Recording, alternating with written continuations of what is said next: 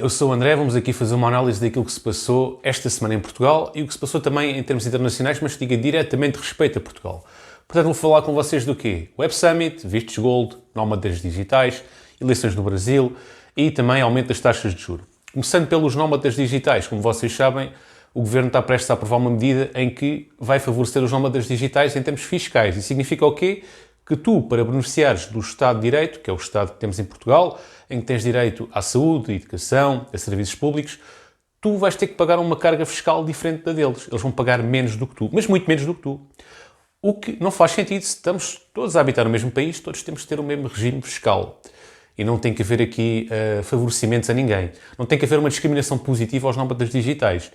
Porque isso, para além de eles serem indivíduos que vêm normalmente do norte da Europa, com condições de vida melhores do que nós, com salários superiores ao nosso, com fontes de rendimento superiores à nossa, vêm para cá, já por si só, inflacionar todo o mercado à sua volta, ou seja, mercado imobiliário, porque eles vão poder adquirir casas e alugar casas a um preço, alugar no caso arrendar casas a um preço exorbitante, que para nós é exorbitante, mas para eles é pacífico. Por exemplo, uma casa em Lisboa, um T2 em Lisboa, 1.200 euros, para nós é um valor ridicularmente alto, para eles é um valor pacífico. E, portanto, os proprietários vão ter clientela com estes nómadas digitais. Mas, por outro lado, todo o resto da sociedade vai ficar prejudicada porque vamos, mais uma vez, continuar a ter dificuldades em aceder ao mercado imobiliário. Com estes nómadas digitais, para além de virem inflacionar o mercado imobiliário, vêm também inflacionar tudo aquilo que está à sua volta, nomeadamente restaurantes, cafés, serviços privados. Tudo vai inflacionar onde estes nómadas digitais estiverem. E a cidade precisa de trabalhadores. Uma cidade sem trabalhadores não funciona. A maior força do que quer que seja de um país é aquilo que ele produz.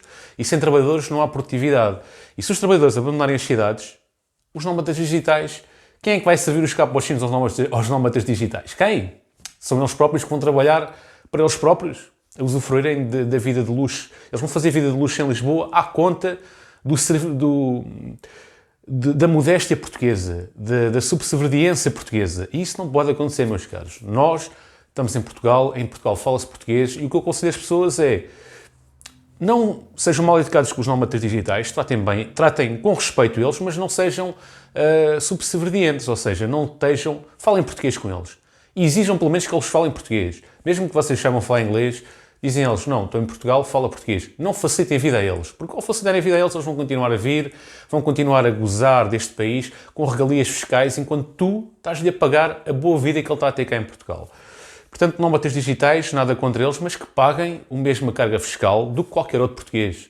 Não faz sentido eles estarem a usufruir dos serviços portugueses e do país a um custo muito mais baixo do que nós, tendo em conta que eles até ganham mais do que nós, então é completamente imoral e irrealista. Em relação aos vistos de golo, o visto de golo foi uma medida que serviu para trazer muita bandidagem para Portugal, bandidos de luxo, e os vistos de golo em 10 anos criaram apenas 200 postos de trabalho. O que é isso? Em 10 anos, 200 postos de trabalho não é nada. Portanto, os vistos de gold serviram também para aumentar o mercado imobiliário, porque tu por 500 mil euros, meio milhão, conseguias comprar um visto.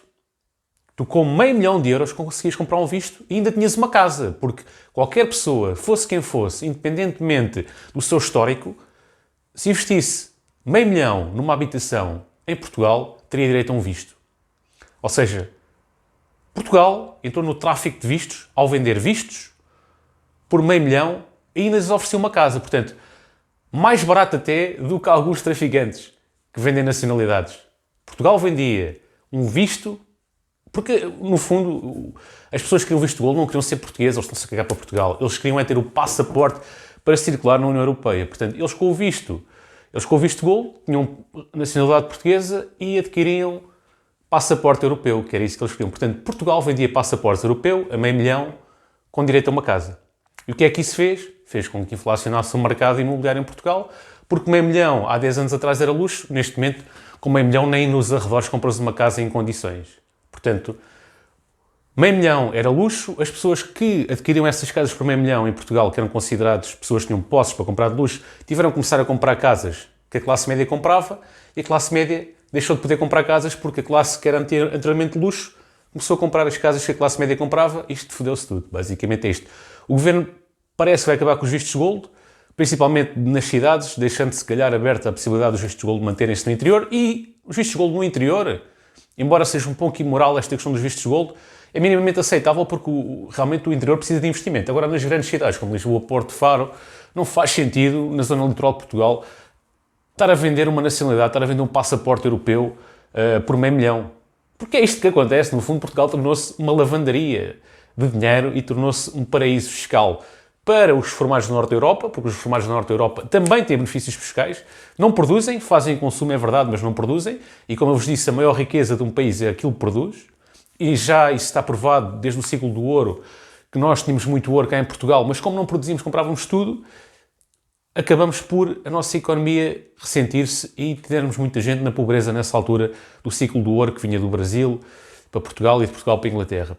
Porque nós não produzíamos, comprávamos tudo fora. E, portanto, o que está a acontecer com os imigrantes do Norte da Europa que vêm para cá passar a sua reforma é que eles não produzem, consomem, é verdade que consomem, não produzem, poderão eventualmente gerar um ou outro posto de trabalho, mas é residual, porque todo o povo, a população na sua maioria, acaba por ser prejudicada com esses turistas do Norte da Europa, turistas que passam a ser residentes, digamos assim, porque as casas aumentam, o preço das casas aumenta, o preço da comida aumenta, o preço dos serviços aumenta, tudo aumenta, quando pessoas que vêm do mercado exterior para o mercado português apenas fazer consumo e viver e competir com os portugueses que têm um rendimento muito inferior.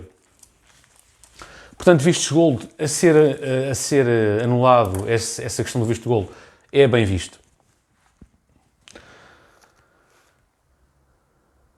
Em relação também à Christine Lagarde, presidente do Banco Central Europeu, ela quer aumentar as taxas de juros e diz que é para o bem do povo.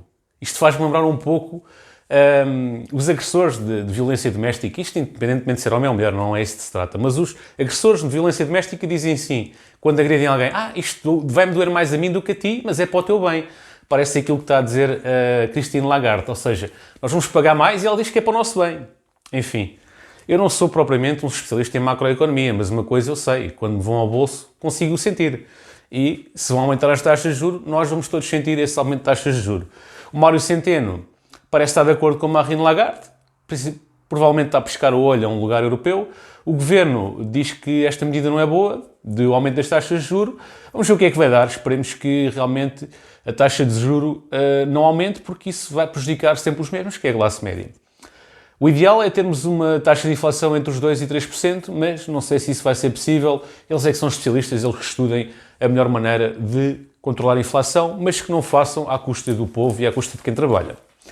Em relação às eleições do Brasil, portanto, um país lusófono, um país, digamos, irmão, mas que para o Bolsonaro parece não um país irmão. Eu não sou propriamente de esquerda, mas também não sou de direita.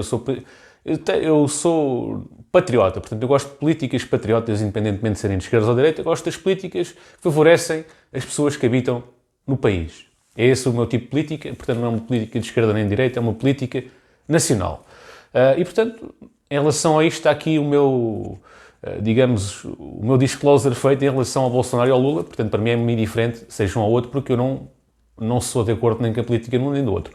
E agora ainda encontro as eleições do Brasil, que foram no dia 30. O Bolsonaro demorou 48 horas portanto, a manifestar-se em relação a essas eleições. Houve manifestações nas ruas, houve muita gente a apoiar o Bolsonaro, porque a diferença foi muito curta. Salvo erro, foi de 51 para o Lula, 49 para o Bolsonaro, salvo erro. Um dos argumentos é o facto do voto ter sido eletrónico, ou seja, o facto do voto ter sido eletrónico, embora as urnas não estejam ligadas à internet, acredita-se que o voto eletrónico ainda não está devidamente estudado, ainda não está devidamente certificado para ser fiável. E numas eleições com uma margem de erro tão curta, peço desculpa, esse fator pode ter pesado. Pedia-se uma recontagem, mas a questão é que, segundo me parece e segundo pude pesquisar, mas não tenho a certeza, as urnas dizem o voto total, ou seja, o voto total que este candidato teve e que este candidato teve. Não dá para ver um a um os boletins virtuais. Penso que seja assim e por isso é que não dá para fazer uma auditoria séria a essa situação. E isso era um dos argumentos. Outro dos argumentos para o Bolsonaro ter feito esta pausa era ver a reação do povo, era ver os apoios que poderia reunir dentro do seu próprio partido ou não, mas o que é facto é que muitos membros do seu partido, tendo garantido as eleições e tendo garantido o seu lugar ao sol, apresentaram logo manifestações de felicitações ao vencedor Lula. E, portanto, logo aí, mesmo internamente, em termos de poder de decisão, pessoas que têm poder de decisão, Bolsonaro sentiu-se um pouco isolado. Isto é a minha opinião apenas. E também o facto dos Estados Unidos ter manifestado logo, dado os parabéns ao Lula e reconhecido a vitória do Lula, entre outros países internacionais como a França, que também tem algum peso político, fez com que o Bolsonaro encarasse a possibilidade de continuar a resistência como algo utópico. E nesse sentido acabou por manifestar-se, acabou por dizer que basicamente eu acho que as declarações do Bolsonaro foi do género: eu estou aqui, não morri, estou aqui, vou continuar na luta e vamos continuar o processo democrático. Ou seja, no fundo reconhece que perdeu as eleições, esta é a interpretação que eu dou, mas que vai se manter na oposição e vai se manter na luta até ao fim. E portanto, e acho que ele poderá manter-se na corrida pela luta das próximas eleições no Brasil. De referir que o Bolsonaro teve mais votos este ano do que o que teve em 2018, mas no entanto não foi suficiente para ganhar a eleição. O que é que eu acho que vai acontecer com a eleição do Lula? Bom, o Lula, em termos de votos, foi muito dividido, ou seja, o Lula, para conseguir governar, vai ter que procurar apoios à sua direita. E para conseguir esses apoios vai ter que vender alguns lugares eventualmente. Infelizmente é assim que a política funciona, não vai vender os lugares-chave do seu governo, que é ligados à saúde, à segurança social, à função pública, acredito que não vende esses lugares, mas lugares que ele considera que possam ser mais à direita, acredito que ele possa vender esses lugares. No Brasil é conhecido a mudança dos deputados ou dos senadores, é conhecida a mudança política conforme o vencedor e, portanto, é possível a governação do Lula. Agora, o Lula não pode ter uma governação ao estilo de esquerda, porque se assim for, não vai sobreviver. Devido ao facto de o Lula e o Bolsonaro terem um número muito similar de representantes nos cargos de poder, ou seja, vai ter que haver uma governação centrão, ao centro, em que consiga, no fundo, tentar agradar todas as partes, ou pelo menos não desagradar muito nenhuma das partes. E vai ser ali num jogo central que o Lula vai ter que fazer para se manter no poder e para conseguir aguentar esta legislatura até ao fim. Esta é a minha previsão. Espero que tudo corra bem portanto, neste mandato de Lula e que o Brasil consiga, de certa forma, impulsionar-se, porque o impulsionar do Brasil acaba por ser também o impulsionar de todos os países da lusofonia. Em relação também às declarações do Bolsonaro, quando foi questionado por um jornalista português, o Bolsonaro respondeu ao jornalista português que não fala portunhol nem espanhol, e eu achei isso uma tremenda ofensa para o povo português, porque o jornalista falou num português corrente, num português fluido, e o Bolsonaro, se não entendeu o sotaque, que é legítimo ele não entender o sotaque português, porque no Brasil praticamente eles não consomem nada do que é português de Portugal. Portanto, se o Bolsonaro não entendeu o sotaque português, tudo bem, dizia assim: olha, caro jornalista, peço desculpa, mas não percebi a pergunta, porque não estou habituado ao sotaque português. Agora, ele nunca pode dizer que o português de Portugal é portunhol ou espanhol, porque ele entendeu perfeitamente que era um português que estava a falar. E nesse sentido ele tem que ter respeito pela língua portuguesa, por a língua mãe, porque fomos nós, neste caso, os nossos antepassados portugueses, que ensinaram aos brasileiros a língua portuguesa. E, portanto, tem que haver algum respeito pela língua que nós temos, que é o português, que é uma língua em comum. Bom, basicamente é isto, pessoal. Se gostarem deste tipo de vídeo, deixem gosto, que eu assim continuo a fazer este tipo de conteúdo. E comentem e estejam à vontade para comentar, independentemente da vossa opinião ser de encontro a minha ou não. Um forte abraço e até à próxima.